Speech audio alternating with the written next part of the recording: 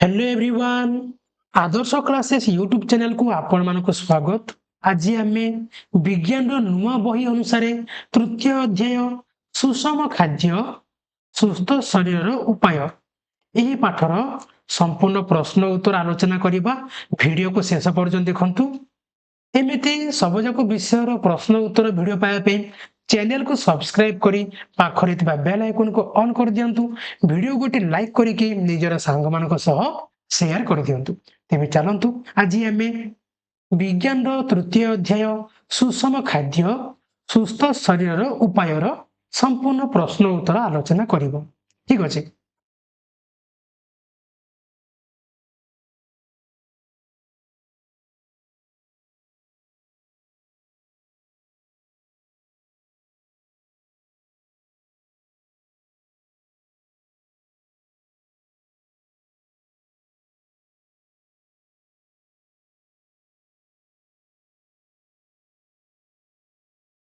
जदि किए चाहूँ कि यही पाठ को बुझापी यार पाइबा तेरे कमेंट सेक्शन में कमेंट कले मु तुमको पाठटी संपूर्ण रूपे बुझेदेवी आउ नोट तुमको बन के देदेवी। ठीक अच्छे जहाँफल पाठ पढ़ा सहज हम है। आज आम केवल प्रश्न आलोचना करवा। तो जी आम प्रथम प्रश्न को तो देख प्रथम प्रश्न कौन देती अलगाटी को चिन्हट कर एवं कारण दर्शा अलगाटी को चिन्हट करवा आउ कारण दर्शा। तो क्वेश्चन कौन देती क नंबर कौन देती ज बाजरा मांडिया चना। तो एथि मध्य अलगा किए अलग हूँ कौन चना है कहीं अलग से विषय देखा किंतु ख नंबर आंसर देखीदे राजमा सबुज चना सोयाबीन चाउल। तो एथि मध्य अलग किए ना चाउल। ठीक अच्छे तो कहीं अलग देख कहीं अलग कारण लिखा है प्रति क्वेश्चन तल को कहीं अलग तार मध्य कारण लिखा कहीं कारण दर्शा कही। तो कारण लिखा देख कारण कौन हम तो देख क नंबर आंसर कौन चना चना कहीं हम देख कारण ज बाजरा एवं मांडिया हेउची श्वेतसार युक्त खाद्य शस्य अन्य पक्षरे चना हेउची एक पुष्टिसार युक्त खाद्य बा डाली जातीय शस्य। यह छड़ा आमर बही अनुसार आमर पुस्तक अनुଯାयୀ ज बाजरा हो मांडिया को क्षुद्र शस्य बा मिलेट मिलेट श्रेणीभुक्त करा जायछि। बुझा पड़ा से कौन चना संपूर्ण रूपे अलग तुम या लिखिपर ना न लिखिपर है किसी प्रोब्लेम नहीं किंतु यही पॉइंट को निहाती लिख है कौन ना ज बाजरा मांडिया हूँ श्वेतसार युक्त खाद्य चना हूँ पुष्टिसार युक्त खाद्य बा डाली जातीय शस्य। ठीक अच्छे तापर जी ख नंबर को ख नंबर कौन देख राजमा सबुज चना सोयाबीन चाउल अलग किए चना। तो चाउल कहीं अलग कहीं ना राजमा सबुज चना एवं सोयाबीन हूँ पुष्टिसार युक्त खाद्य है पुष्टिसार युक्त खाद्य किंतु चाउल हूँ कौन जे ना श्वेतसार युक्त खाद्य। बुझा पड़ा यही सब कौन ये सब हूँ आम पुष्टिसार प्रोटीन युक्त खाद्य किंतु चाउल कौन गोटे श्वेतसार युक्त खाद्य से ये कौन अलग। ठीक अच्छे दुई नंबर कौन देखी भारत में पारंपरिक बनाम आधुनिक रोषेई प्रणाली विषय आलोचना कर। भारत में पारंपरिक रोषेई प्रणाली आउ आधुनिक रोषेई प्रणाली विषय आलोचना कर। तो आलोचना करवा देख प्रथम देखा पारंपरिक प्रणाली पारंपरिक माने कौन ना पुरातन प्रणाली। तो आगे कौन करते ना पूर्व काल में रोषेई काठ व्यवहार करी माटी चुली रे रोषेई करा जाउथला। यह सहित मसला बाटिया शिल शिल पुआर व्यवहार होता है। आउ कौन लिखिपर ना रोषेई करने गोबर घसी कोईला इत्यादि व्यवहार होता केबे पारंपरिक प्रणाली पूर्व काल रे किंतु आधुनिक प्रणाली अनुसार कौन होची ना वर्तमान समय ओ सुविधा पे एलपीजी गैस चुल्ली इंडक्शन चुल्ली एवं माइक्रोवेव ओजन भली वैद्युतिक सरंजाम व्यवहार होची आ कोन हीटर विद्युत हीटर हला लिखिबे एटा इंडक्शन चुल्ली कमा विद्युत हीटर माइक्रोवेव ओजन ए सब कोन वैद्युतिक सरंजाम व्यवहार होची आ मसला बाटिया पे विद्युत चालित ग्राइंडर कोन व्यवहार करा जाउची तेबे यूज कोन ना पारंपरिक बनाम आधुनिक रोषेई प्रणाली विषय रे आलोचना बुझा पड़ला तो 2 नंबर समस्त बुझी पारलो एबे जिबा हमें 3 नंबर को तो देखो 3 नंबर क्वेश्चन कोन देछि जड़े शिक्षयित्री कहले जे भल खाद्य औषध भली काम करिपारे रवि एही उत्तर रे उत्सुक अछि एवं तांको शिक्षकଙ୍କ ପାଇଁ କିଛି ପ୍ରଶ୍ନ ରଖିଛି ଅତି କମ ରେ ଦୁଇଟି ପ୍ରଶ୍ନ ପ୍ରସ୍ତୁତ କର ଯାହା ସେ ପଚାରି ପାରିବ ଦେଖ ଜଣେ ଶିକ୍ଷୟିତ୍ରୀ କହିଲେ ଯେ କଣ କହିଲେ ନା ଭଲ ଖାଦ୍ୟ ଔଷଧ ଭଳି କାମ କରେ ତେବେ ରବି କଣ ଯେ ଏହି ଉତ୍ତରରେ ସେ କଣ ଉତ୍ସୁକ ଅଛି ଏବଂ ତାଙ୍କ ଶିକ୍ଷକଙ୍କ ପାଇଁ କିଛି ପ୍ରଶ୍ନ ସେ ତିଆରି କରି ରଖିଛି ଯେ କେମିତି ଔଷଧ ଭଳି କାମ କରନ୍ତି ତେବେ ଅତି କମ ରେ ଦୁଇଟି ପ୍ରଶ୍ନ କଣ ହେଇପାରିବ ଏହି ଉତ୍ତର ଉପରେ ଦୁଇଟି ପ୍ରଶ୍ନ କଣ ହେଇପାରିବ बा से कौन से पचारि परिबो जहा फल को तार डाउट क्लियर हे परिबो तेबे से कौन पचारि परिबो देखो से पचारिबो कोन सुषम खाद्य ग्रहण करिया द्वारा आम शरीर किपरि रोग प्रतिरोधक शक्ति वृद्धि करिताए हला प्रथम प्रश्न रवि कोन पचारिबो ना सुषम खाद्य ग्रहण करिया द्वारा आम शरीर किपरि रोग प्रतिरोधक शक्ति वृद्धि करिताए हला द्वितीय प्रश्न से कौन पचारि परिबो केउ केउ विटामिन बा खनिज लवण अभाव रे शरीर रे विभिन्न रोग देखा दिए हैला एवं केउ खाद्य ताहार निराकरण करि परिबो बुझा पड़ला ए दुईटी प्रश्न कोन रवि तांको शिक्षयित्री को बा शिक्षकों को पचारि परिबो हैला केउ केउ विटामिन बा खनिज लवण अभाव रे शरीर रे विभिन्न रोग देखा दिए एवं केउ खाद्य ताहार निराकरण करि परिबो एति क्वेश्चन कोन रवि ताको शिक्षकों को पचारि परिबो नेक्स्ट क्वेश्चन जिबा 4 नंबर प्रश्न कोन देछि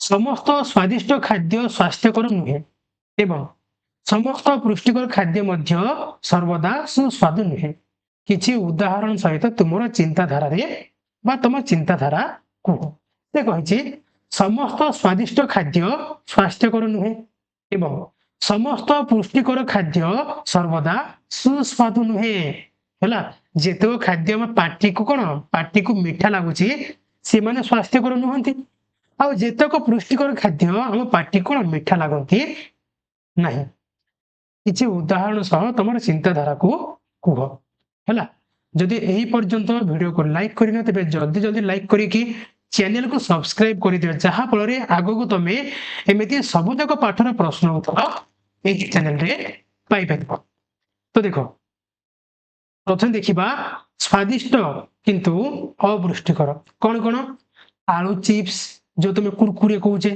हैला कुरकुरे आलू चिप्स बा बाजार रे मिलुतबा जंक फूड कोन कोन हमर बाजार रे देखुतिबो तेल मसला जिनिस जेमिति कि चिकन पकोड़ा हैला चिकन पकोड़ा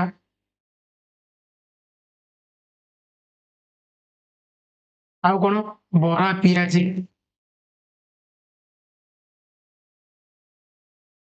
हैला चाउमीन नूडल्स मोमो बुझा पड़ला ए सब कोन जे गुटिए गुटिए जंक फूड एही जंक फूड आउ कोन जेति के हमरा आलू चिप्स कुरकुरे मिक्सचर जहां भी हमर बाजार मिलुची ए सब कोन जे ना हम पार्टी कोन बहुत स्वादिष्ट लागे पार्टी को बहुत टेस्ट लागे किंतु एथिरे कोन जे अत्यधिक स्नेह सार आउ श्वेत सार थिबारो ଏହା କଣ ମେଦବହୁଳତା ମାନେ କଣ ବହୁତ ମୋଟା ଦେହରେ କଣ ଚର୍ବି ଜମିଯିବା ମୋଟାପଣ ମେଦବହୁଳତା ଏସବୁ ସୃଷ୍ଟି କରେ ଯାହା ଫଳରେ କଣ ହେଇଥାଏ ନା ଡାଇବେଟିସ୍ ଗ୍ୟାଷ୍ଟ୍ରିକ୍ ବୁଝା ପଡିଲା। ଆଉ କଣ ହେଇଥାଏ ଲେଖିବ ଏସବୁ ହେଲା। ମୁଁ କେବଳ ଏତିକି ଲେଖିଦେଇଛି। ମୁଁ ଯାହା ଯାହା କହୁଛି ସେଟାକୁ ଲେଖିବ। ସୃଷ୍ଟି କରେ ଯାହା ଫଳରେ ଡାଇବେଟିସ୍ ଗ୍ୟାଷ୍ଟ୍ରିକ୍ ଆଉ କଣ ହୃଦଘାତ ଏସବୁ ରୋଗ ଆମକୁ ହୋଇଥାଏ। ତାପରେ ସ୍ୱାସ୍ଥ୍ୟପ୍ରଦ କିନ୍ତୁ ସ୍ୱାଦିଷ୍ଟ ନୁହେଁ। ଯେମିତିକି ସଜନା ଶାଗ ପିତା କାକୁଡି କଲରା ଏଠି କମାଖିଅ କଲରା ହେଲା ଏସବୁ କଣ ଖାଇବାକୁ ସ୍ୱାଦିଷ୍ଟ ଲାଗନ୍ତି ନାହିଁ। ବୁଝା ପଡିଲା। ସଜନା ଶାଗ ସ୍ୱାଦିଷ୍ଟ ଲାଗେ କି ନାହିଁ। କାକୁଡି କମାଦିଅ କାକୁଡି ସ୍ୱାଦିଷ୍ଟ ଲାଗେନି ପିତା କାକୁଡି କଲରା ବହୁତ ପିତା କିନ୍ତୁ ଏଥିରେ କଣ ଯେ ନା ପ୍ରଚୁର ପରିମାଣର ଭିଟାମିନ ଆଉ ଖଣିଜ ଲବଣ ଥାଏ ଯାହା ଶରୀର ପାଇଁ ଅତ୍ୟନ୍ତ ଆବଶ୍ୟକ। ବୁଝା ପଡିଲା। ଇଏ ସରିଲା ଆମର 4 ନମ୍ବର କ୍ୱେଶ୍ଚିନ୍। ତାପରେ ଯିବା ଆମେ 5 ନମ୍ବରକୁ। 5 ନମ୍ବରରେ କଣ ଦେଇଛି ଦେଖ। 5 ନମ୍ବରରେ ସେ କହିଛି ନିତୁ ପନିପରିବା ଖାଏ ନାହିଁ ବରଂ ବିସ୍କୁଟ ନୁଡଲ୍ସ ଏବଂ ପାଉଁରୁଟିର ମଜା ନିଏ। ଅନେକ ସମୟରେ ତାର ପେଟରେ ଯନ୍ତ୍ରଣା ଓ କୋଷ୍ଠକାଠିନ୍ୟ ହୋଇଥାଏ। ଏସବୁ ସମସ୍ୟାର ମୁକ୍ତି ପାଇବା ପାଇଁ ସେ ନିଜ ଖାଦ୍ୟରେ କଣ ପରିବର୍ତ୍ତନ କରିବା ଉଚିତ ତୁମ ଉତ୍ତରରେ ବୁଝାଅ। ଦେଖ ନିତୁ କଣ କରେ ନା ପ୍ରାୟତଃ ନିତୁ କଣ କରେ ନା ପନିପରିବା ଖାଏ ନାହିଁ। ତା ବଦଳରେ କଣ ଖାଏ ନା ବିସ୍କୁଟ ଖାଏ ନୁଡଲ୍ସ ଖାଏ ପାଉଁରୁଟି ଯେତକ ଜଙ୍କ ଫୁଡ ବଜାର ଖାଦ୍ୟ ଏସବୁ ଖାଏ। ଯାହା ଫଳରେ କଣ ଯେ ଅନେକ ସମୟରେ ତାର ପେଟରେ ଯନ୍ତ୍ରଣା ହୁଏ ଆଉ କୋଷ୍ଠକାଠିନ୍ୟ ମାନେ କଣ ଯେ ଝାଡା କ୍ଲିୟର ନ ହବା ହେଲା ଏସବୁ ହେଇଥାଏ। ତେବେ ଏହି ସବୁ ସମସ୍ୟାର ମୁକ୍ତି ପାଇବା ପାଇଁ ସେ ନିଜ ଖାଦ୍ୟରେ କଣ ପରିବର୍ତ୍ତନ କରିବା ଉଚିତ ତୁମ ଉତ୍ତରରେ ବୁଝାଅ। ତେବେ ସେ ତା ଖାଦ୍ୟରେ କଣ ପରିବର୍ତ୍ତନ କରିବା ଉଚିତ ଦେଖ। ନିତୁକୁ ପେଟ ଯନ୍ତ୍ରଣା ଏବଂ କୋଷ୍ଠକାଠିନ୍ୟ ହେବାର ମୁଖ୍ୟ କାରଣ କଣ ନା ତା ଖାଦ୍ୟରେ ତନ୍ତୁ ଜାତୀୟ ଖାଦ୍ୟର ଅଭାବ ରହିଛି ଫାଇବର ହେଲା ଫାଇବର ଯୁକ୍ତ ଖାଦ୍ୟର ଅଭାବ ରହିଛି। ବିସ୍କୁଟ ନୁଡଲ୍ସ ପାଉଁରୁଟି ଭଳି ଖାଦ୍ୟ ପରିଷ୍କୃତ ମଇଦାରେ ତିଆରି ହେଇଥାଏ। କୋଉଥିରେ ତିଆରି ମଇଦା ହେଲା ଯେଉଁଥିରେ କି ତନ୍ତୁ ବା ଫାଇବର ବିଲକୁଲ ନଥାଏ। ତେବେ ଏଥିପାଇଁ ସେ କଣ କରିପାରିବ ନା ଏଥିପାଇଁ ସେ କଣ ଖାଦ୍ୟରେ ପରିବର୍ତ୍ତନ କରିବ। ବୁଝା ପଡିଲା। ସେ ପ୍ରାୟତଃ ପନିପରିବା ଏବଂ ଫଳ ଖାଇବ। ସେ ନିଜ ଖାଦ୍ୟରେ ପନିପରିବା ଏବଂ ତାଜା ଫଳ ସାମିଲ କରିବା ଉଚିତ। ଏଥିରେ ପ୍ରଚୁର ପରିମାଣରେ ତନ୍ତୁ ଥାଏ। ତନ୍ତୁର ଗୁରୁତ୍ୱ କଣ ନା ତନ୍ତୁ ଆମ ଶରୀରକୁ କୌଣସି ପୋଷକ ତତ୍ଵ ପ୍ରଦାନ କରେ ନାହିଁ କିନ୍ତୁ ଏହା ହଜମ ହୋଇନଥିବା ଖାଦ୍ୟକୁ ଶରୀରରୁ ବାହାର କରିବାରେ ବା ମଳତ୍ୟାଗ କରିବାରେ ସାହାଯ୍ୟ କରିଥାଏ। ହେଲା ଯେଉଁ ଜିନିଷ ହଜମ ନ ହେଇକି ଆମର ପେଟ ଭିତରେ ଅଟକି ରହିଛି ତାକୁ କଣ ବାହାରକୁ ବାହାର କରିବାରେ କିଏ ସାହାଯ୍ୟ କରେ ନା ଆମର କଣ ଏହି ତନ୍ତୁ ବା ଫାଇବର ସାହାଯ୍ୟ କରେ।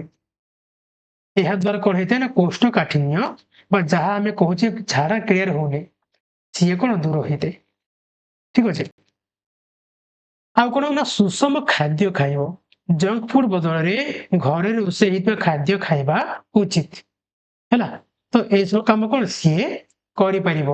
ଏବେ ଯିବା ଆମେ 6 ନମ୍ବର। 6 ନମ୍ବର ପ୍ରଶ୍ନ କଣ ଦେଇଛି। ରେଶ୍ମାକୁ ସ୍ୱଳ୍ପ ଆଲୋକରେ ଜିନିଷ ଦେଖିବାରେ ଅସୁବିଧା ହଉଥିଲା। ଡାକ୍ତର ତାଙ୍କ ଦୃଷ୍ଟି ଶକ୍ତି ପରୀକ୍ଷା କରି ଏକ ନିର୍ଦ୍ଦିଷ୍ଟ ଭିଟାମିନ ଦେଇଥିଲେ। ନିଜ ଖାଦ୍ୟରେ କିଛି ଖାଦ୍ୟ ପଦାର୍ଥ ସାମିଲ କରିବାକୁ ପରାମର୍ଶ ଦେଇଥିଲେ। ତେବେ କୋଶ୍ଚିନ୍ ପଚାରିଛି କଣ ସେ କେଉଁ ଅଭାବ ଜନିତ ରୋଗରେ ପୀଡିତ ହେଲା। ରେଶ୍ମାକୁ କଣ ଯେ ସ୍ୱଳ୍ପ ଆଲୋକରେ ମାନେ କଣ ରାତି ହେଲେ କଣ ତାକୁ କିଛି ଦେଖାଯାଏ ନାହିଁ। ତେବେ ରାତି ହେଲେ ନ ଦେଖାଗଲେ ତାକୁ ଆମେ କଣ କହିବା ଅନ୍ଧାର କଣା। କଣ କହିବା ଅନ୍ଧାର କଣା ହେଲା। ତେବେ ତାକୁ କଣ ଅନ୍ଧାର କଣା ରୋଗ ବା ଅନ୍ଧାର କଣା ରୋଗରେ ସିଏ ପୀଡିତ। ଠିକ ଅଛି। ତା ଖାଦ୍ୟରେ କେଉଁ ଖାଦ୍ୟ ଉପାଦାନର ଅଭାବ ରହିପାରେ କୋଉଟା ନା ଭିଟାମିନ ଏ ଭିଟାମିନ ଏର ଅଭାବ ହେଲେ କଣ ଅନ୍ଧାରକଣା ରୋଗ ହେଇଥାଏ। ବୁଝାଗଲା। ଏହି ସମସ୍ୟାକୁ ଦୂର କରିବା ପାଇଁ ତା ଖାଦ୍ୟରେ କିଛି ଖାଦ୍ୟ ପଦାର୍ଥ ଯେକୌଣସି ଚାରୋଟି ଲେଖିବ ହେଲା, ଅନ୍ତର୍ଭୁକ୍ତ କରିବାକୁ ତାକୁ ପରାମର୍ଶ ଦିଅ। ତେବେ ଏହି ସମସ୍ୟାରୁ ସମାଧାନ କରିବା ପାଇଁ ତା ଖାଦ୍ୟରେ ବା ତା ଖାଦ୍ୟରେ କଣ କି ଖାଦ୍ୟ ପଦାର୍ଥ ସେ ସେଥିରେ ଆଡ୍ କରିପାରିବ। ଯେକୌଣସି ଚାରିଟା ଲେଖିବ। ଚାରିଟା କଣ ଲେଖିପାରିବା? ଗାଜର, ପାଚିଲା ଅମୃତଭଣ୍ଡା, କ୍ଷୀର ଆଉ ମାଛ ତେଲ। ଆଉ କଣ ନା ସବୁଜ ଶାଗ ମଧ୍ୟ ହୋଇପାରିବ ହେଲା। ଏଇ ସବୁ ଖାଇଲେ କଣ ଭିଟାମିନ ଏ ମିଳିବ। ଭିଟାମିନ ଏ ମିଳିଲେ କଣ ଯେ ଅନ୍ଧାରକଣା ରୋଗରୁ ଆମେ ମୁକ୍ତି ପାଇପାରିବା। ଠିକ ଅଛି।